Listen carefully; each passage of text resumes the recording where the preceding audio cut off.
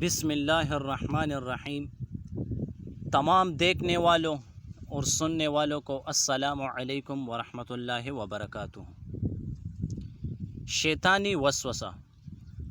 حضرت مولانا جلال الدین رومی رحمہ اللہ اپنے کتاب حکایات رومی میں ایک دلچسپ واقعہ ذکر کرتے ہیں اور ہمارے جیسے گناہگاروں کے لیے ایک بہت زبردست اور عبرتناک واقعہ ہے۔ غور سے واقعہ سننے کی کوشش کیجیے۔ لکھتے ہیں کہ ایک نیاز مند کثرت سے ذکر الہی کرتا رہتا تھا، حتیٰ کہ ایک دن اس پرخلوص ذکر سے اس کے لب شیریں ہو گئے۔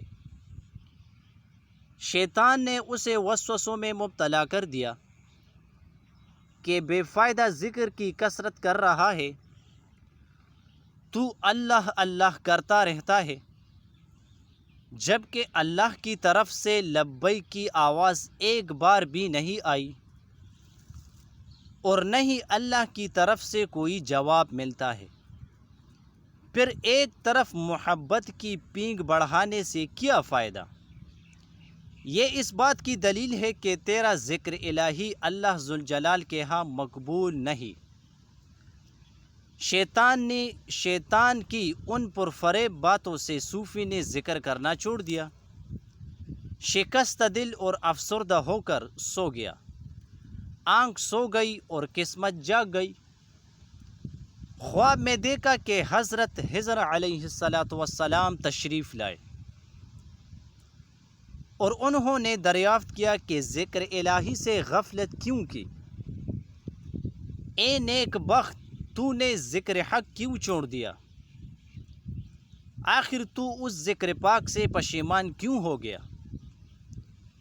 اس نے کہا، بارگاہ الہی سے مجھے کوئی جواب ہی نہیں ملتا۔ اس سے دل میں خیال آیا کہ میرا ذکر قبول ہی نہیں ہو رہا۔ حضرت خضر علیہ السلام نے فرمایا، تمہارے لیے اللہ ذوالجلال نے پیغام بھیجا ہے کہ تمہارا اللہ تعالیٰ کے ذکر میں مشغول ہونا اور دوسرا تمہارا پہلی دفعہ اللہ کہنا قبول ہوتا ہے، تب دوسری بار تجھے اللہ کہنے کی توفیق ملتی ہے۔ سبحان اللہ۔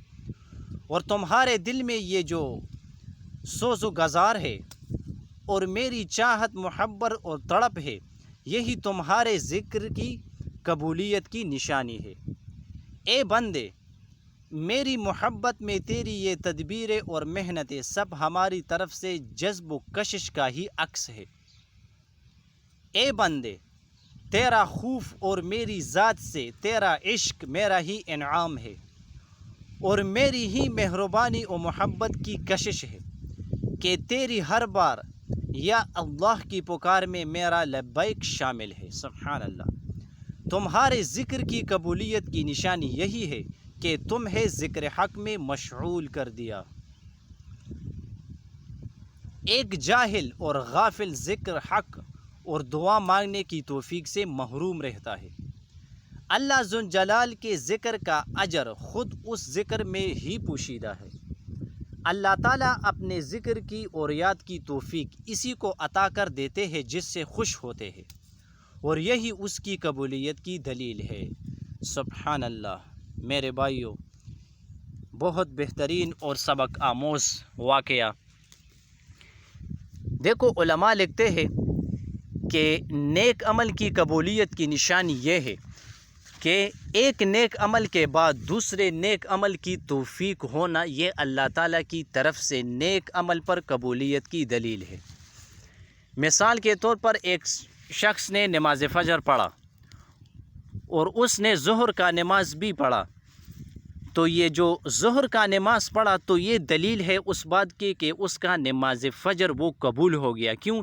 اگر نماز فجر قبول نہ ہوتا تو پھر دوسرے نماز کی توفیق اس شخص کو کبھی بھی نہ ملتا۔ تو ایک نیک عمل کرنے کے بعد دوسرے نیک عمل کی توفیق ملنا، یہ دلیل ہے اس بات کی کہ پہلا عمل اللہ تعالیٰ نے قبول کیا، تب جا کے اللہ تعالیٰ نے دوسری مرتبہ نیک عمل کی توفیق عطا فرمایا۔ تو ہمارے لیے، ہمارے جیسے گناہگاروں کے لیے یہ بہت زبردست اور بہترین واقعہ ہے۔ تو زیادہ سے زیادہ جتنا آپ سے ہو سکتا ہے شیئر کریں، چینل کو سبسکرائب کرنا مت بھولے، اور ویڈیو کو زیادہ سے زیادہ لائک کریں، اچھی کمنٹ اس پہ کریں۔ جزاک اللہ۔